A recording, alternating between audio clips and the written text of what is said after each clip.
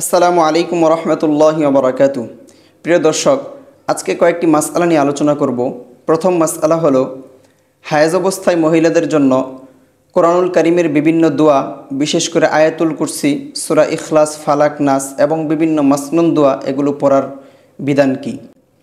এই বিষয়ে প্রথমত আমাদের মনে রাখতে হবে হায়েজ অবস্থায় মহিলাদের জন্য কোরআন তেলাওয়াত করা এবং কোরআনকে স্পর্শ করা এগুলো নিষিদ্ধ। কিন্তু কোরআন তেলাওয়াত শ্রবণ করা, শোনা এবং কোরআনুল কারীমের বিভিন্ন দোয়া, মাসনুন দোয়াগুলো পাঠ করা এগুলো বৈধ আছে, এগুলো জায়েজ আছে। যেমন আয়াতুল কুরসি পাঠ করা, সূরা ইখলাস পড়া, সূরা নাস পড়া, সূরা ফালাক পড়া এগুলো জায়েজ আছে। এবং কোরআনুল কারীমের বিভিন্ন মাসনুন যে দোয়াগুলো আছে সেই সমস্ত দোয়াগুলো দোয়া হিসেবে পড়তে পারবে, তিলাওয়াত হিসাবে পড়তে পারবে না। অর্থাৎ মোট কথা হলো কোরআনুল কারীমকে যদি তিলাওয়াত হিসাবে পাঠ করা হয় তাহলে জায়েজ হবে না। আর যদি হায়েজ অবস্থায় মহিলারা দোয়া হিসাবে, মাসনুন দোয়া হিসেবে তেলাওয়াত করে পাঠ করে তাহলে এটা বৈধ হবে, জায়েজ আছে। এমতো অবস্থায় এগুলো ব্যঙ্গে ব্যঙ্গে কোরআনুল কারীমের শব্দে শব্দে পড়াও জরুরি নয়, বরং সম্পূর্ণ আয়াত একসাথেও পড়তে পারবে, এতে কোনো অসুবিধা নেই। এই মর্মে ফতোয়া হিন্দিয়ার 1 নম্বর খণ্ডের 34 নম্বর পৃষ্ঠাতে উল্লেখ করা হয়েছে এবং ফতোয়া শামীতেও এসেছে, ওয়াহরুমু বিহি তিলাওয়াতু কুরআনিন, হায়েজ অবস্থায় মহিলাদের জন্য কোরআন তিলাওয়াত করা এটা হারাম, নিষিদ্ধ। ওয়ালাউ দুনা আয়াতিন, যদিও এক আয়াতের চেয়েও কম তেলাওয়াত করা হয় তাহলেও সেটা নিষিদ্ধ কাজ হায়েজ অবস্থায়। ওয়াল মুখতার বিকসদিহি, আর ফতোয়া হচ্ছে এই কথার উপরে যে কোরআনুল কারীমের তেলাওয়াতের উদ্দেশ্যে যদি এক আয়াত অথবা এক আয়াতের চেয়েও কম অংশ তেলাওয়াত করা হয় তাহলে মহিলাদের জন্য হায়েজ অবস্থায় এটা নিষিদ্ধ কাজ, হারাম কাজ।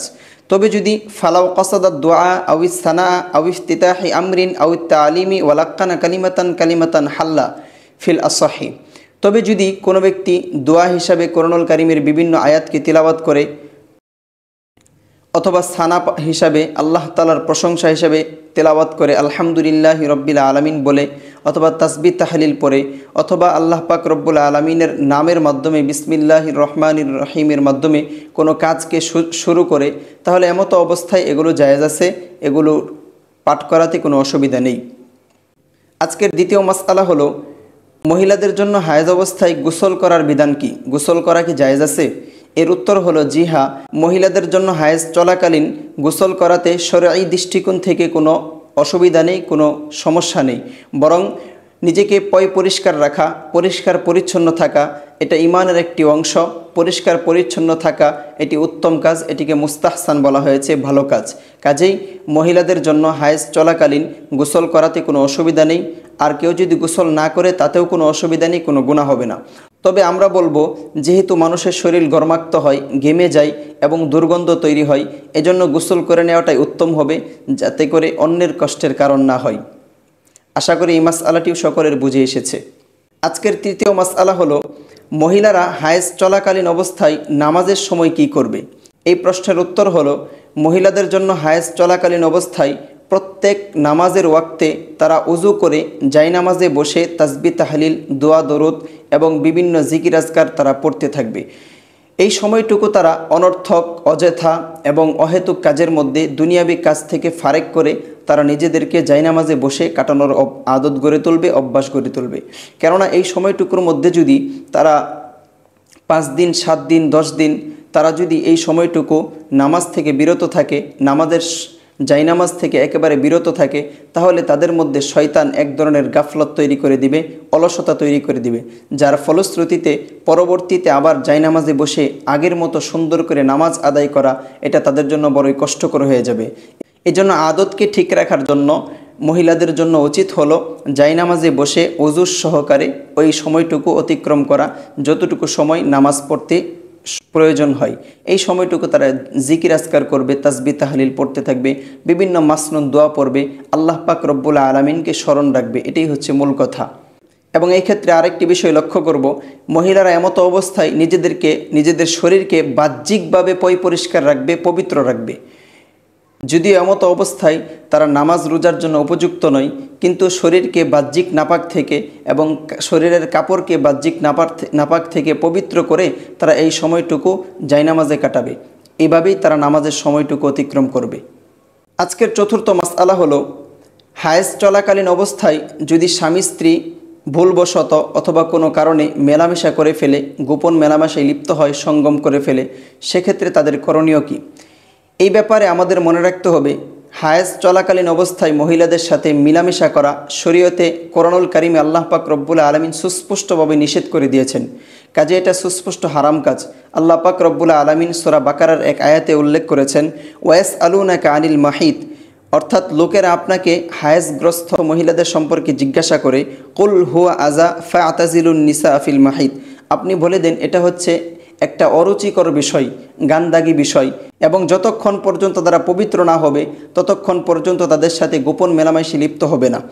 ফাইদা তাতাহহারনা ফাতুহুন্না, আর যখনই তারা পবিত্র হয়ে যাবে তখন তাদের সাথে তোমরা মেলামেশা করতে পারবে, কোনো অসুবিধা নেই।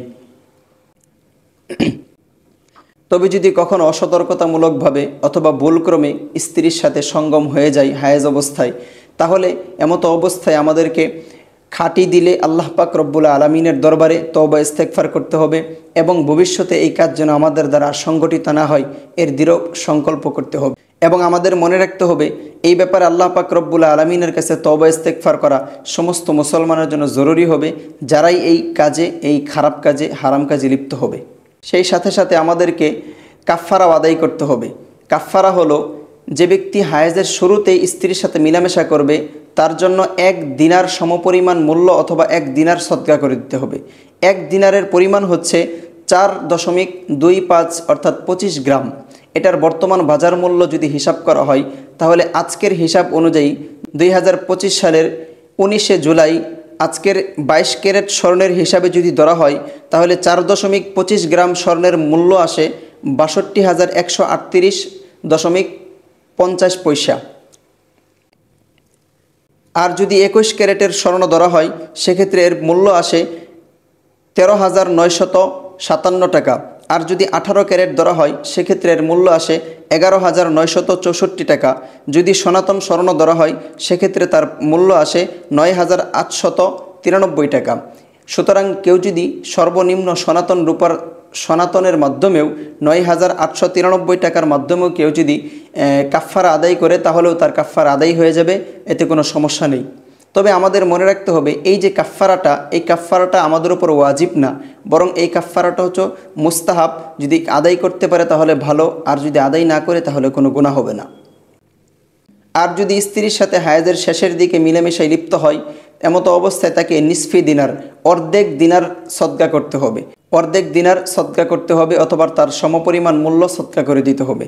এই মর্মে ফতোয়ে শামিতে স্পষ্টভাবে ইবারত এসেছে, ফাতালজামুহু আত-তাওবাতু ওয়া ইয়ানদুবু তাসাদ্দুকুহু দিনারান আও নিসফাহু।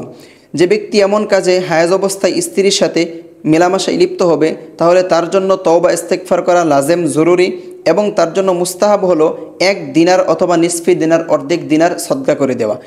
সুম্মা কিলা, অতঃপর কেউ কেউ বলেছেন, ইন কানাল ওয়াতিউ ফি আউয়ালিল হাইজি, যদি স্ত্রীর সাথে মিলামেশা হায়েজের শুরুতে হয়, ফাবি দিনারিন, তাহলে 1 দিনারের মাধ্যমে সে এই সদকা আদায় করবে।